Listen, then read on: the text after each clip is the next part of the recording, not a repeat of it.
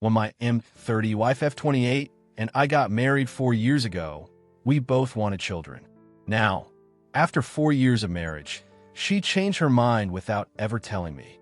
We met when she was a college freshman and I was a sophomore, and we started dating about 2 years after meeting. We really hit it off. She is the most wonderful person I've ever known. We get along great together and have always had a good relationship for the most part. Obviously, like every couple, we have our fights, but we've always been good except for the past few weeks. Children have always been very important to me. I love kids. I'm a huge family person, and I've always wanted to have several, at least 3. She knew that since before we even dated, and I always understood that she wanted to have kids too. When we started dating, it obviously came up, and she laughed at my enthusiasm for a big family but said it was cute, and she wants to have kids too in the future. When I began to prepare proposing to her, we obviously had to confirm some stuff, and once again she told me she wants to have kids. I let her know that I want to have kids early, since I really don't want to be an old dad. I want to be able to play with them, have the energy to spend time with them, and look like I'm their dad and not their grandpa. She understood too. We got engaged, then married, and all this time when people asked us when the kids were coming, she answered perfectly normally and said maybe sometime soon after the wedding. I like to stop just to say that I didn't marry her to have kids, nor do I consider her a baby factory. We dated for a long time, and I really genuinely love her. I'm just making sure that you can tell that it was established many times before and during our marriage that we were going to have kids, and that she knew how important this was to me, and that she herself told me she considered it important to her too. After getting married, we promised to wait at least 2 years before having children because we wanted to make sure we had a happy marriage and enough money to properly care for a child. So, we agreed to wait 2 years to settle ourselves together, travel to exotic places, work hard, and set everything up. Plus, we were still young. I was 26 when I married her. I thought 28, 29 was a perfectly normal age to start having children. So we waited at a mutual understanding. Then, when the 2 years passed, I asked her about having kids. She said she was currently going through a really rigorous time at her job because she was close to getting a promotion, but the competition was tight and she really wanted to focus on it without a pregnancy getting in the way. I understood. She eventually got the job, and it was great. Then I asked again, and she said not yet. We moved into a bigger apartment, and she said she wanted to settle in first. I guess by now, I should have started guessing something was wrong. More time passed, but she insisted I wear a condom and didn't go off birth control. Then a few months ago, I turned 30. Now I was starting to get worried. I expected to have had at least 1 child by now. I don't know why I never talked to her about her. We had always been candid about having children together, and I couldn't possibly think of why she would change her mind. All her excuses seemed perfectly reasonable, but now I was getting the inkling that they were just excuses. So we talked about it. I sat her down and told her that I was 30 and I felt I really wanted to have kids before a certain age had passed. We would both be perfect parents. We're happy together. We have a spacious home. Both she and I have very high-paying jobs and could be considered wealthy. And her parents live 20 minutes away, so they can always help out. That's when she told me she wasn't sure she wanted kids anymore. She said she felt a pregnancy and then giving birth and caring for a baby would take too much away from the career she was building. I was crushed. I told her she doesn't have to quit her job for a child, but she did bring up a point about how much maternity leave would take away from her overall work performance. If she really wanted to continue working, I told her we could both totally afford a nanny for our child to care for her while we're working, plus her parents live so close. But she told me she doesn't want to leave our child with a stranger or her parents. It was an awful night. What hurts the most for me is the fact that she'd felt this way for a while now, and she knew how important children are for me. And she should have told me earlier so we could figure things out with more time. After a lot of thinking, I finally told her something I thought might change her mind. I quit my job. I'd stay home and care for the child. She wouldn't have to take a day off work after giving birth. I'd be here 24/7 for it and any other babies we might have. I knew this was what I wanted. A child matters much more to me than my job. Our family income is pretty evenly split between the two of us, but even with her income alone, we can still live comfortably. But she just said I wasn't understanding her point. Now, I'm completely lost. Here's someone I thought I knew, and it turns out I really don't know anything about her. I understand her goals and ambitions and respect her, but it's still something that is important to me. It's still something that I refuse to age and live my life without experiencing. I'm feeling older now. I feel like I should have had a child by now, and I want one soon. I don't want to be too old when it finally starts happening. I asked her if she ever wanted a child, and she just couldn't answer.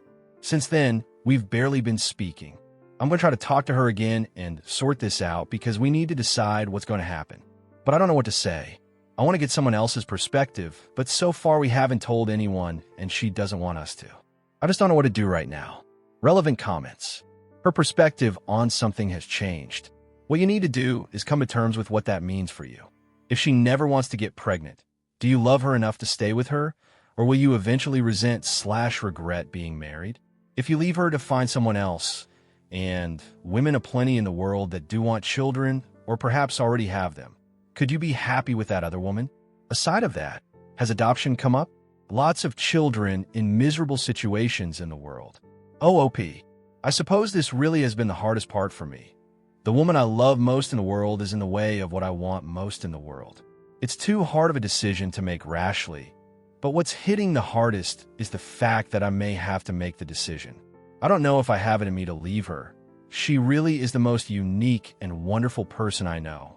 I can find other women who are mothers or want to be mothers, but I can never find someone who thinks and feels and acts the way she does. It's a heavy decision, but it looks like I'll have to start thinking about it. I would like to adopt, but I would also like to have at least one biological child. That being said, she doesn't want to adopt a child. This had come up before we even had this problem. Although she says she greatly admires people who could adopt a child, she doesn't think she could do it herself. I'll bring it up again and see if her views on that have changed, but I don't think so. Comment 2. No one can make the choice for you, but my advice is to leave and find a woman that wants kids. If you choose to stay with your wife, your anger and frustration will grow with every friend that has a child, every acquaintance, every family member. Every time you hear about Jimmy's baseball game or Julia's ballet recital, it's like a knife to the gut. The more tense you get about it, the longer this goes on. Trust me on this one. I'm sorry you're in this position. Best wishes to you. Oop reply. Thank you so much for such a candid and personal response. I can completely relate to what you're saying. Some of my old friends are having kids now, and although I'm happy for them, it hurts because I think, why can't I have that too? It's what I want.